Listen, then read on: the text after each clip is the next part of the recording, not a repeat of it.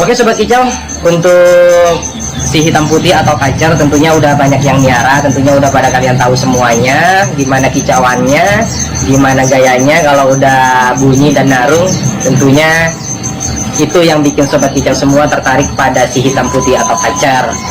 Nah, untuk perawatannya kita bagi dari tahap ke tahap, yaitu ada 6 faktor yang perlu diterapin untuk penanganan umum atau perawatan umum pada kacer. Yang pertama yaitu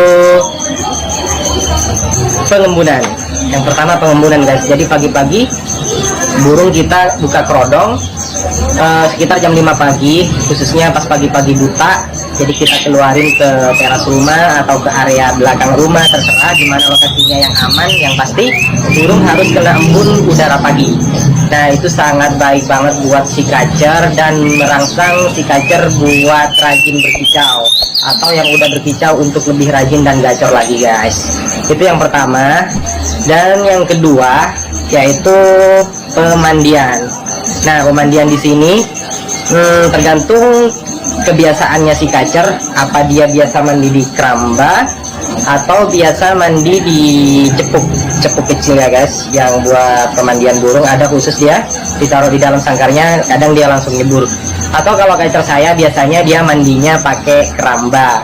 Nah, simak nih videonya untuk pemandian di keramba. Oke guys.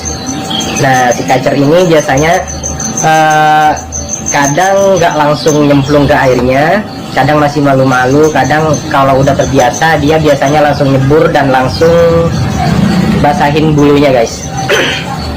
Jadi kalau udah agak lama kita lihat si kacer gerak-geriknya udah mulai basah dan ngedidis bulunya, udah mulai kurang betah di keramba. Nah, kita masukin si kacernya lagi ke dalam kandangnya dan melalui proses tahap ketiga yaitu penjemuran.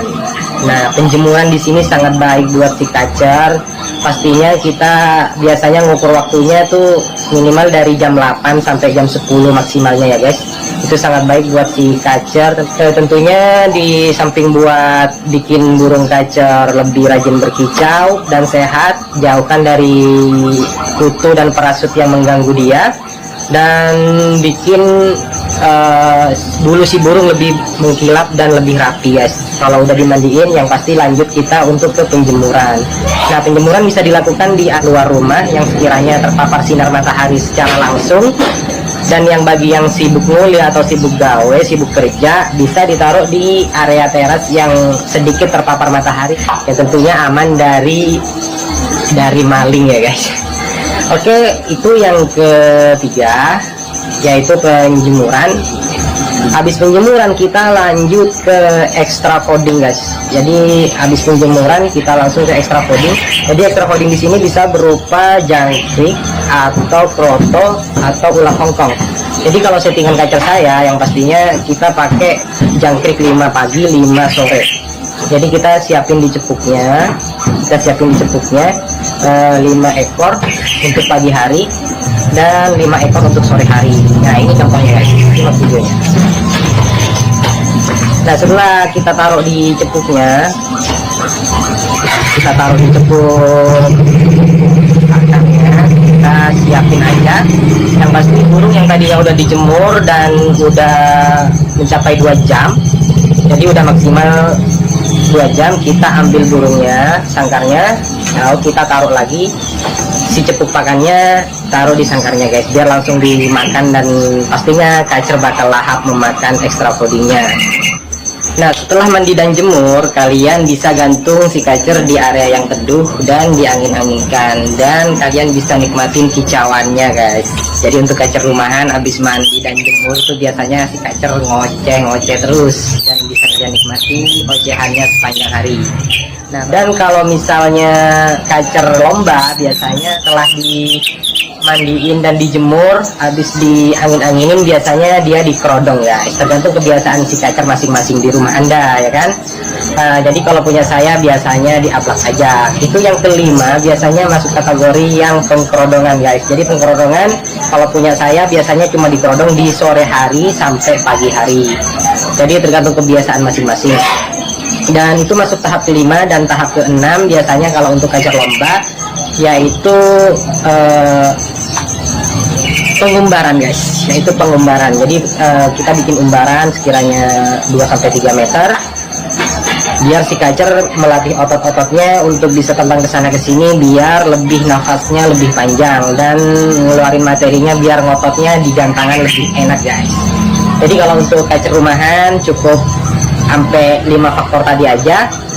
Tapi kalau untuk kacer gantangan biasanya nggak lepas dari yang namanya umbaran. Jadi juga mencegah dari kacer OB atau over birahi guys. Jadi biar bisa melatih ototnya dan sekaligus bisa mencegah dari kegemukan. Oke guys, tadi faktor yang pertama saya ulangi lagi, yaitu pengembunan. Yang kedua yaitu pemandian. Yang ketiga yaitu extra fooding. Yang keempat penjemuran, dan yang kelima yaitu pengkerodongan, dan yang keenam ini ada yang pakai ada yang enggak, jadi enggak terlalu wajib, yaitu pengumbaran guys.